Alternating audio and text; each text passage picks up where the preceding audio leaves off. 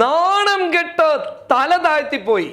വല്ലാത്തൊരു ഭീകരമായ ഒരു അവസ്ഥയിലാണ് ഒരു ഇന്ത്യൻ പൗരൻ എന്ന നിലയിൽ നിലവിൽ ഇവിടെ നിൽക്കുന്നുള്ളത്. ബ്രിട്ടീഷുകാരോട് പോരാടിയിട്ട് നമുക്ക് സ്വാതന്ത്ര്യം വാങ്ങിത്തന്ന നമ്മുടെ സ്വാതന്ത്ര്യ സമര സേനാനികളുടെ ആത്മാവ് പുതിയ രാജ്യത്തെ നോക്കിയിട്ട് പുച്ഛിക്കുന്നുണ്ടാകും. അന്നവർ സായിപ്പുമാരെ ഇവിടെ നിന്ന് ഓടിച്ചു.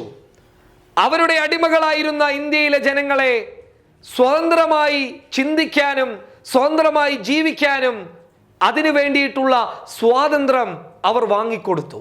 പക്ഷെ ഇന്ന് അതേ അവസ്ഥയിലേക്കാണ് നമ്മുടെ രാജ്യം പോകുന്നുള്ളത്. ഇസ്രായേലിന് മുന്നിൽ, അമേരിക്കക്ക് മുന്നിൽ അടിപതറി നിൽക്കുന്ന, പേടിച്ചു നിൽക്കുന്ന ഒരു ഭാരതമായി മാറിയിരിക്കുകയാണ് നമ്മുടെ രാജ്യം. ട്രംപ് ഒന്ന് ഭീഷണിപ്പെടുത്തിയപ്പോൾ മരുന്നുകളൊക്കെ പറപറാന്ന് അമേരിക്കക്ക് പറന്നുപോയി. പേടിച്ചിട്ടാണ് മരുന്നുകളൊക്കെ അയച്ചു കൊടുത്തത്. പക്ഷേ ഈ 56 ഇഞ്ച് നെഞ്ചളവുള്ള 2 സാധനങ്ങളുണ്ടല്ലോ, ഇന്ത്യയുടെ ആഭ്യന്തരമന്ത്രിയും ഇന്ത്യയുടെ പ്രധാനമന്ത്രിയും ഒക്കെ, രണ്ടെണ്ണത്തിന്റെയും ആ പീസ് പൂട്ടി നിൽക്കുകയാണ്. രണ്ടാളെയും ഇതുവരെയായിട്ടും ഒന്ന് നേരിൽ കാണാൻ സാധിച്ചിട്ടില്ല. നാണം കൊണ്ട് ഇന്ത്യ രാജ്യം തല താഴ്ത്തി നിൽക്കുകയാണ്. എവിടെ പോയി നിങ്ങളുടെ അമിത്ഷാ? പൗരത്വ ഭേദഗതി നിയമം നടപ്പിലാക്കിയ ഞങ്ങളുടെ മുത്ത്, ഞങ്ങളുടെ രാജാവ്, വീര ഇതിഹാസ നായകനെന്ന് നിങ്ങൾ വിളമ്പിയോതിയിരുന്ന ആ അമിത്ഷാ ഇപ്പോൾ ഏത് കാട്ടിലാണ് ഒളിച്ചു നിൽക്കുന്നത്? നിങ്ങളുടെ കയ്യിലാണ് സംഘികളെ നിലവിൽ ഭരണമുള്ളത്. നിങ്ങളാണ് അമേരിക്കക്ക് മറുപടി കൊടുക്കേണ്ടത്.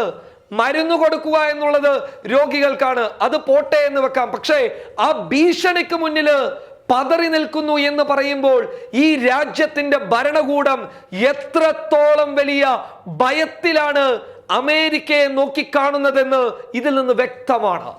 അമിത്ഷാ ഒരക്ഷരം മിണ്ടിയിട്ടില്ല ഇതുവരെയായിട്ടും ഒരക്ഷരം സംസാരിക്കാൻ തയ്യാറായിട്ടില്ല. എല്ലാ മതങ്ങളെയും ഞങ്ങൾ എടുക്കും, മുസ്ലിങ്ങളെ മാത്രം മാറ്റി നിർത്തുമെന്ന് പറയാൻ വലിയ വീരവാദം മുഴക്കിയിരുന്ന ഇന്ത്യയുടെ ആഭ്യന്തരമന്ത്രിക്ക് ഒരു സായിപ്പിന്, ട്രംപിന് മറുപടി കൊടുക്കാൻ ശേഷിയില്ല എന്നുണ്ടെങ്കിൽ നിങ്ങളുടെയൊക്കെ കെൽപ്പ് അഥവാ ശേഷി എത്രയെന്ന് ഞങ്ങൾക്ക് വളരെ വ്യക്തമായി മനസ്സിലായി. ഇനിയെങ്കിലും വാ തുറന്ന് സംസാരിക്കണോ? കാരണം ഗതികേട് കൊണ്ടാണ് പറയുന്നത്. ഈ രാജ്യത്തെ അപമാനിക്കാൻ ഒരു കാരണവശാലും ഇവിടെയുള്ള ഭരണകൂടം തയ്യാറാകരുത്. നിങ്ങൾ സംസാരിക്കണം, നിങ്ങൾ ട്രംപിന് മറുപടി കൊടുക്കണം. ഭീഷണിപ്പെടുത്തേണ്ട എന്ന് ആർജവത്തോടെ വിളിച്ചു പറയാൻ ഒരു 56 ഇഞ്ച് നെഞ്ചളവുള്ള ഒരുത്തനും ഇല്ലാതെ പോയല്ലോ. കണ്ടുപഠിക്കണോ കോൺഗ്രസിന്റെയൊക്കെ മൻമോഹൻ സിംഗിനെയും ഇന്ദിരാഗാന്ധിയെയും രാജീവ് ഗാന്ധിയെയും അതുപോലെയുള്ള കോൺഗ്രസിന്റെ പ്രധാനമന്ത്രിമാരെ കണ്ടുപഠിക്ക്. ഏതെങ്കിലും ഒരു രാജ്യം ഭീഷണിപ്പെടുത്തി കഴിഞ്ഞാൽ അതേ സ്വരത്തിൽ തിരിച്ച് അവരുടെ ആപ്പീസ് പൂട്ടാൻ കേൾപ്പുള്ള ശേഷിയുള്ള പ്രധാനമന്ത്രിമാരുണ്ടായിരുന്നു ഈ രാജ്യത്തിന്.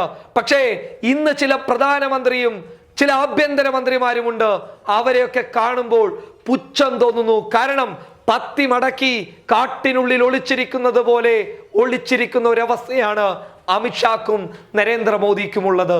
ഇനിയെങ്കിലും വാ തുറന്ന് ജനങ്ങളെ ബോധ്യപ്പെടുത്താനെങ്കിലും ഒരക്ഷരം അമേരിക്കക്ക് നേരെ തുറന്ന് പറഞ്ഞാൽ നന്നായിരുന്നു. News desk public Kerala.